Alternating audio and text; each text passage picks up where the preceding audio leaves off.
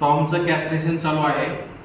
Generally Tom जेव्हा वयात येतो, अडल्ट टॉम समजा 1 वर्षानंतर, तर तो एक्साइटमेंट चालू करतो आणि त्याची घरामध्ये फिरताना बेडवर, सोफ्यावर, प्रत्येक कोपऱ्यात घरामध्ये युरिन करायचे म्हणजे स्प्रेइंगची हॅबिट त्याची डेव्हलप होते, स्प्रेइंग. आणि तो लघवी करतो आणि त्याच्या लघवीचा वास खूप येतो आणि तो डिस्टर्ब होतो आणि तो सारखं एखादी फिमेल हिटमध्ये असेल तर तो ओरडत राहतो आणि जेवत नाही आणि मग तो घरच्यांनाही डिस्टर्ब आणि तोही स्वतः डिस्टर्ब राहतो. म्हणून जनरली मेलमध्ये टॉममध्ये कॅस्ट्रेशन केलं जातं.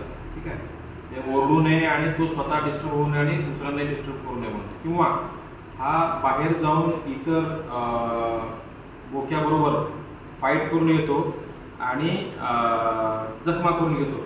ह्या सगळ्या गोष्टी टाळण्यासाठी पण कॅस्ट्रेशन केलं जातं. मी लोकांना असं सांगू इच्छितो की ज्यांना ब्रीडिंग करायचं नाही आहे, ज्यांना बोका बाहेर जाऊ नये आणि शांत राहावं, लवेबल राहावं असं वाटतं, त्यांनी कॅस्ट्रेशन करून घ्यावं.